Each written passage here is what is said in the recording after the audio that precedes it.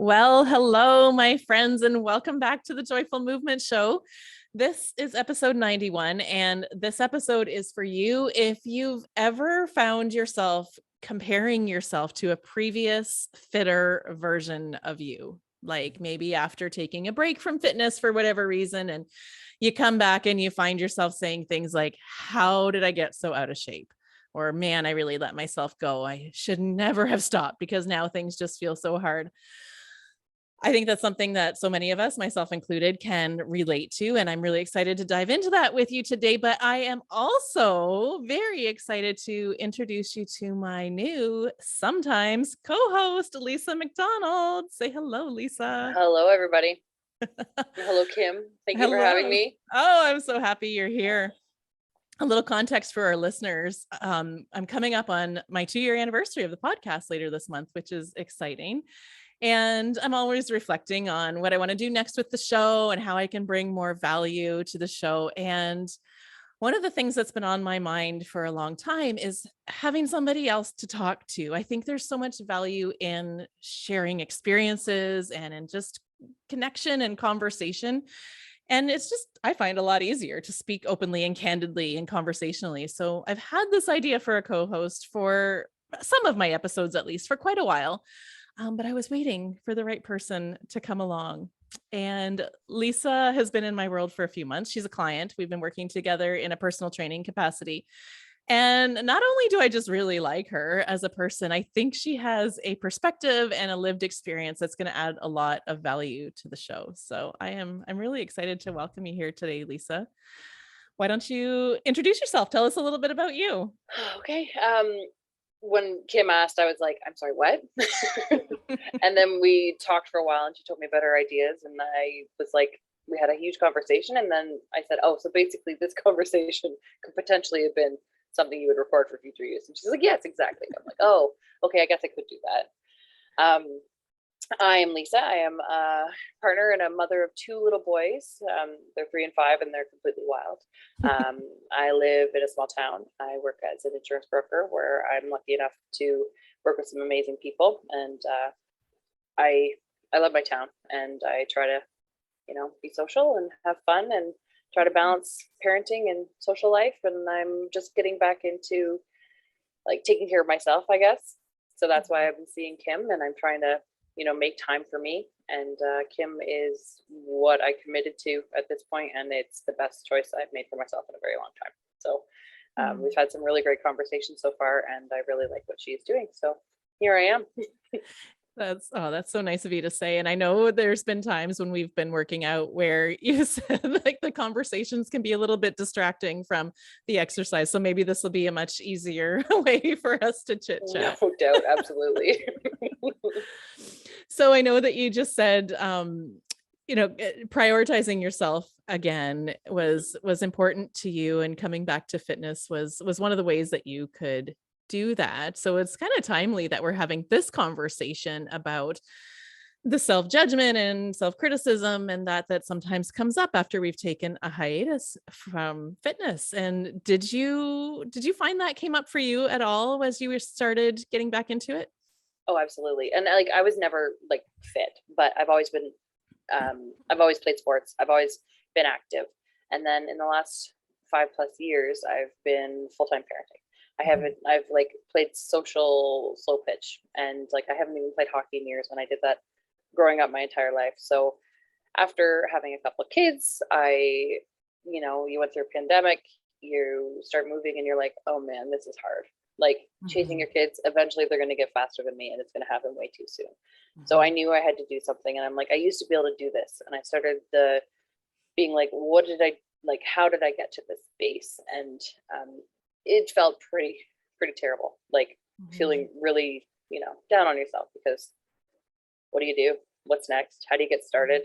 And like, after trying things in the past and never sticking with it, I was like, I'm gonna try something else, I guess.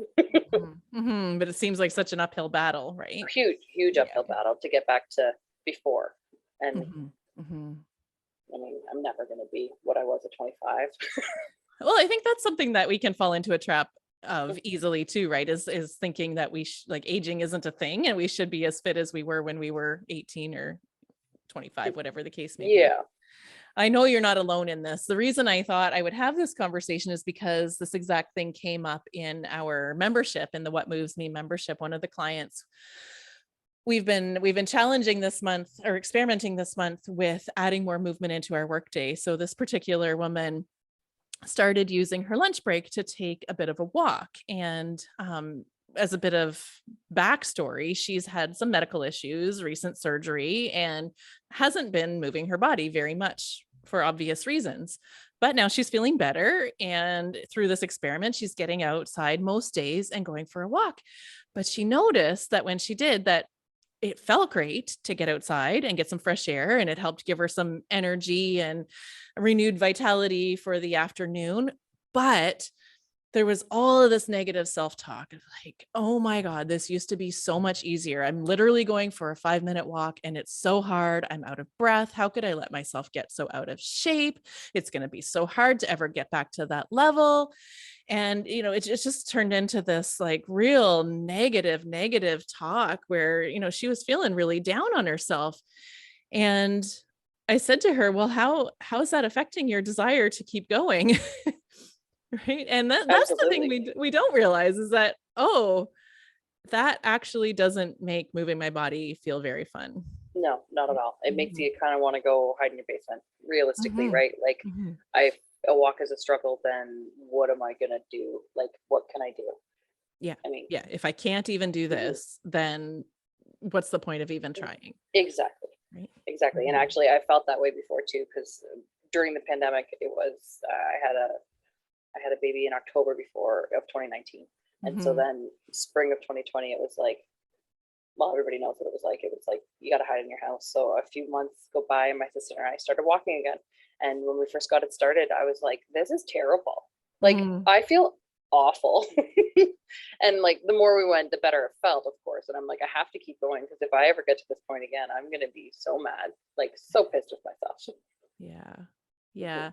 And so do you feel like you kind of forced yourself to keep going then? Was it kind of a bit of willpower and pushing yourself? We did a little bit. Yeah, a little bit at first, but then also it was really great to have an excuse to hang out with my sister for a while. So that trumped the walking. So that was better. But I've done that before. I've been like, oh, I'm out of shape, or oh, I keep gaining weight, and you do something crazy like join CrossFit that I was not capable of doing to begin with. And I mean, I did it, and I felt I was strong enough, but not like I didn't have the endurance. And I didn't injure myself in any way, shape, or form, but it wasn't for me, and I didn't keep it up because it was uncomfortable and it just wasn't the right place for me. And like, it just wasn't it. Right. And that was the thing, is when we come at moving our body from a negative place and comparing ourselves and judging ourselves, I think it can go one of those two ways, right? Either we lock ourselves down in the basement and do nothing because we're like, well, it's just, I'm so far gone from that idealized picture of myself, that fitter version of myself. I'll never get there. So why even try? Or we push ourselves to do things that are really hard and beyond our capabilities, almost punishing ourselves and pushing ourselves because we have to get back to that version of ourselves. Neither one really work out all that great. And No, I mean, I know it wasn't it. it wasn't it for you. And I know I've done this too. Like, I actually caught myself in a trap of this recently. All my listeners know that I'm a runner, but I've had an injury, like a long lasting, really frustrating injury. And my pattern with it over the last year has been periods of rest where I try to give it time, let it heal, but then I come back to running and I just go out and try and do a 5K. Well, sure enough, it hurts. And then I'm back. No way. Right? Duh. But I found myself unpacking this and going but I've always been a runner and I should be able to just get out there and do what I've always done. And I'm still in shape. Why can't I just go out there and pick up where I left off? And yeah, not a really helpful mindset in terms of getting back to that fitness. It's not helping me get where I want to go. Oh, for sure. When I heard you say should there, Yeah, I remember the right? shoulds. Oh yeah, I used to be able to do that. Sure, I've never been fast, but why can't I do that now? Why is it so heavy? Yeah. Or whatever the thing is. And it's why can't my body do it now when it should be able to? Well, Yeah. And like I say to my clients, whenever I hear the word should, it's like, that's your red flag that you're judging yourself, right? You don't get too far when you should all over yourself. yeah, yeah. I'm sure I've said to you, this shouldn't be so hard. And another thing I noticed is when I was looking at my own case anyways, we have a tendency to see our past through rose-colored glasses. Right. Like I look back at this previous fitter version of myself. Like I'm thinking even back like 5 years before I had my youngest son. Um, and I think, yeah, everything was so much easier. I was stronger and I was able to do pretty much anything I wanted to do. And it was easy. And I forget, or it's easy to forget, that I also had a disordered relationship with food and exercise. I was exercising 2 hours a day. I still got injured, right? And yeah, I was obsessed with exercise and eating, and it was not the life that I wanted to have, right? So when I think about that level of fitness, like, well, that's just not really realistic with the lifestyle I want to lead these days. Oh, for sure. And you can go, like, people might enjoy going and spending all that time in the gym, but are they even considering the rest that they're missing out on? I've always been the total opposite, being like, don't need to go to the gym. I'd rather just go have a beer with my friends on a patio somewhere. And I mean, I've had lots of delicious beers on patios with friends. So, but also my body was younger then, and felt better in the morning too, I imagine. You could probably do both successfully. Yeah, could age, probably right? balance it a little bit better than now. I put this quote up on my personal Facebook recently, and I pulled it back out for today's episode because I thought it really related. And what it says is, I used to think I could antagonize myself into being a better me.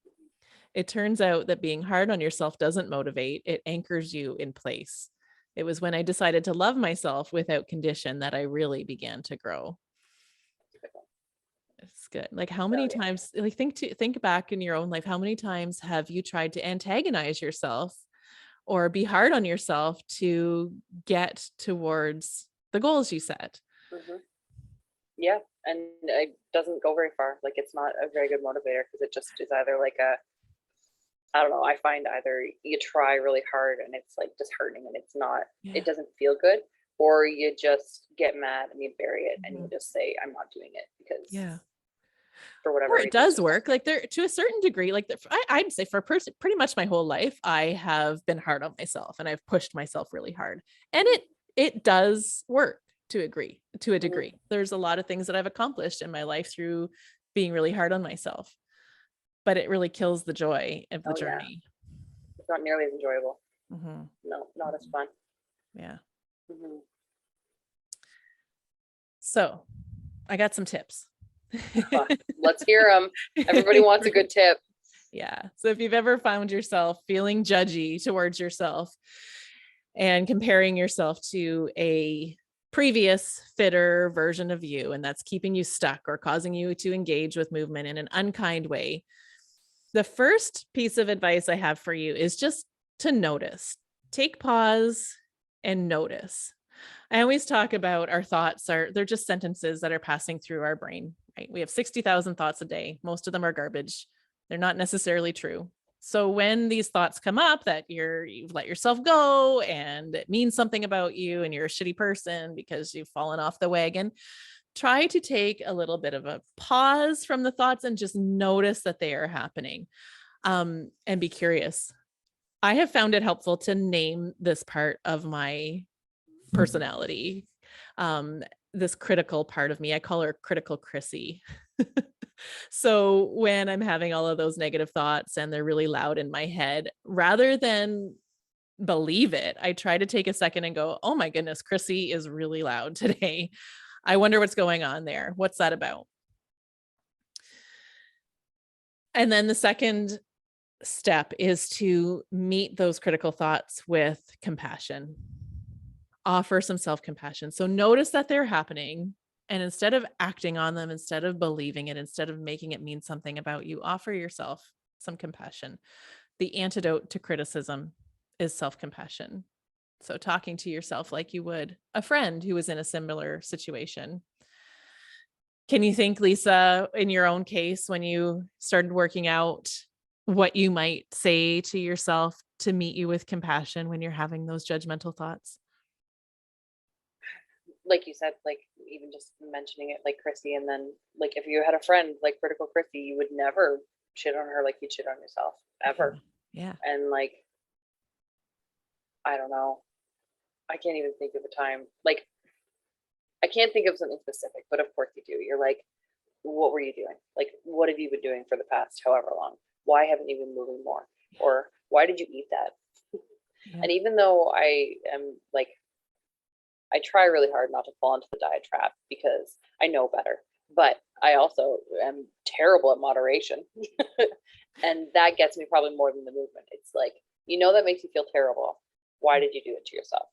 But the idea of like withholding or not eating something later, I'm past that. So that's good. But it doesn't mean I won't, eat less for dinner and binge after dinner. Yeah. Right? You have that snack you don't want later, but it's balance. And then, you're hard on yourself when you go to bed. You're like, that was completely unnecessary. What was the point of that? But meeting myself with compassion, I probably just need to,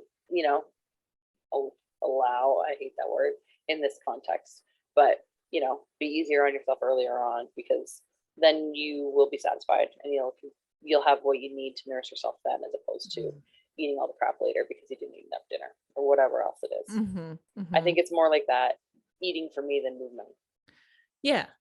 Yeah. And then, well, I like to say moderation is just gentle, or moderation is just a different form of restriction. It's just less restriction, right? So when things like that happen, when you eat past fullness, you have more than you should, or you eat a food that doesn't agree with you, and you go to bed not feeling well. What if you were to say to yourself, okay, that happened. Tomorrow's a new day. That's true. I'm pretty good at the tomorrow's a new day business, but the acknowledging it is, and like just letting it go faster is harder. Yeah. Yeah. And that doesn't mean to stuff down the feelings that go along with that, right? Like there might be some feelings of disappointment in yourself, some feelings of guilt. And that was my next point, is sitting with those feelings and neutralizing them, but then also going like, yes, I regret that choice, but it doesn't mean that I'm a shitty person. Yeah. It does not connect to your worth. Yeah. No. Doesn't like make if your friend did it, what would you say to your friend? Like, okay, whatever. Yeah, like, no big acknowledge deal. that it made you feel bad, and then be like, oh, maybe I don't need to eat that. I don't know. Whatever it is next time. Yeah, exactly. And going back to this member's case with returning to walking after having a medical issue and surgery, when I reminded her of all of that on our coaching call, she kind of went, oh yeah. I said, like, you have to kind of remember you had other priorities for several months. Like, can you hold some compassion for that person who was not well for quite a while and who needed to place her priorities in other things, right? You had to look after your physical health, your mental health. Like, that was important. You were doing the best you could at that time. Absolutely right. Yeah. Give yourself some compassion like you would a friend. Maybe that's it, right? Treat yourself how you treat others a little bit better. Yeah. I had to do it myself as I'm returning to running, right? Like, I'm disappointed that I can't run as much as I used to. I don't feel great about that. At the same time, it doesn't mean that I'm a shitty person because I can't run as fast and far as I used to. It doesn't mean that I'm not a good runner or not a good personal trainer because I'm not in tip-top shape. Oh, for sure. This is just where I'm at right now. This is where my body's at. Right. Which kind of leads into the third point, which is to neutralize it, right? Just try to remove the emotional charge from how we see the situation. Right. Like in our client's case from the membership, like, she knows that if she stays in self-judgment and self-criticism, this is going to keep her stuck. And me judging myself with my running, that just causes me to put more pressure on myself and force myself to do something that continues to hurt. So in either case, we're not making any progress, right? Sitting in your bed at night, berating yourself for things that you ate. It's only going to make you want to restrict tomorrow to make up for your shortcomings today. For sure. Right? So neutralizing is acknowledge what is, what happened, be with the uncomfortable feelings that go along with that, but not allow it to mean anything about you as a person. Right. So yeah, maybe I am starting from scratch with my fitness. I don't love that. I don't love how that feels. It's going to take a long time to rebuild my fitness. And it doesn't mean anything about me as a person. It's just where I'm at right now. It's so funny because the way you just said that, like any sort of thing that goes on in some people's lives and different friends in the past, I remember giving them basically that advice, but it's like, can you fix it? No, I can't fix the fact that I just overeat. And there's nothing I can do with that. Then forget about it. And I mean, can you fix it or forget it? I mean, it's a little bit more harsh, of course. But I use that in so many different facets of my life. But then with this, it's like, you just sit with it for too long. You don't let it go. So because we've got a morality attached to, we've got a meaning attached to it, right? The fact that we're not in our best shape. We just allow that to mean something about us. And even though I like very like realistically, I know that that's not the case. But then when you're sitting with your own thoughts, that's another story. So a reminder that not every thought that goes through your brain is true. You don't have to latch on to everyone. 60,000 of them is way too many to consider. Right. And most of them we let go without a second thought. It's like, oh, that was random and weird. Let that one go. That's right. Yes. But these ones that attach to our worth, we like to play them on repeat. And even when you're not consciously doing that, because I haven't been, right? And I do it for sure. But in my like full consciousness, I know that that's wrong. And it is not connected to my worth. But then when you're, subconsciously, it's just in there somewhere. That's a good tip. So it's about bringing it into your conscious and then deciding like, I know this is not true. Oh yeah. Absolutely. I know that it has nothing to do with my worth. I know that I'm still a good person. I'm still me. I'm still worthy of love and acceptance, regardless of my fitness level. So bringing that back into your conscious brain. Yeah, absolutely. Being neutral, feeling neutral about our circumstances, really our most powerful state when we want to transform something, right? We're not powerful if we're stuck in criticism and judgment. We're helpless. Right. But if we can be neutral about it, then it's like, okay, this is where I'm at. And here's where I want to go. And this is what I have to do. And I'm just going to keep moving forward. Absolutely. And that's the same with any emotional decision, right? You can't make it with your emotions. You have to be neutral. And then you can make a decision and go forward. So that leads into the fourth and final step, which is to move forward with kindness. Right. So starting where you're at today. And yes, you know that you're going to have to commit to doing some work, but meet your body where it's at and commit to being kind to your body as you move through and do the work and make the progress. It's going to be a whole lot more joyful. Oh yeah. If we're doing it from a kind place. And that's exactly where I am right now, because that's where I finally got to. I found something that I enjoyed and I enjoy going. Like that's like my husband said one day, he said, do you ever like, are you watching the clock while you're there? And I said, not at all. Like we start winding down and I'm like, oh, excellent. Because my muscles are hurting. My butt is burning. It's time to call it a day. I know you said to me in our session, he asked you, do you ever hate her? Exactly. And I'm like, what do you mean? And I'm like, no. And I'm like, no, she's paying attention for me. And she's not distracted with 25 other people in the room. So it's very good for your ego when somebody pays full attention to you all the time. And plus I'm not going to yell at you and force you to do things that you don't want to do. No, of course not. And that, and not that like, not even that some other programs yell at you, but they have a fixed thing and that's what they're doing that day because it's for the whole class. But one-on-one is exactly what you needed, because like one day you might have just, in my case, like still hurting from the day before. And then you're like, well, I've got something for you. And it'll be the same muscles in a different way. Then you leave the one out that hurts and you do something different. And it's focusing like something that fits. It's like the shoe that fits me, right? Like you can't just force yourself to do an exercise program or activity that you hate because it doesn't fit. Right. Yeah.